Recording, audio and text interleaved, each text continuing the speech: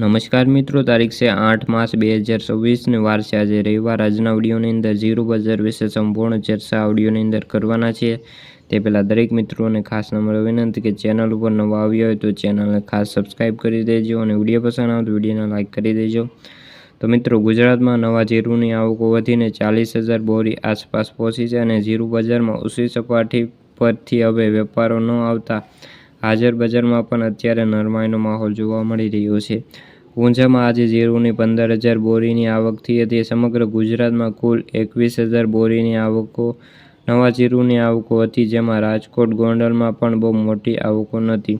ગોંડલ તો માત્ર 2,000 બોરી આસપાસ જ જીરુની આવક થઈ હતી અને જીરુની આવક વિશે હવે એક જણાવ્યું છે કે હાલના તબક્કે ખેડૂતોના જે ભાવ બહુ ઊંચા લાગે છે, જેના કારણે હવે જીરુ બજારમાં કોઈ મોટી વેચવાલી વધે તેવું લાગતું નથી। જો ભાવમાં પણ એવરેજ 200 રૂપિયા જેવું વધશે તો વેચવાલી વધી શકે છે અને ખેડૂતો પણ એપ્રિલ મહિના સુધી રાહ જોશે।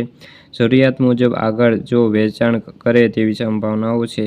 જીરુ બજારમાં નિકાસના વેપારો અટક્યા હોવાથી હાલ મોટી તેજી નથી, પરંતુ વાયદામાં જે સટ્ટાકીય મૂવમેન્ટ થઈ રહી છે। બેન્ચમાર્ક જીરુનો વાયદો 275 રૂપિયાથી ઘટીને અત્યારે 1,700ની સપાટી પર બંધ છે।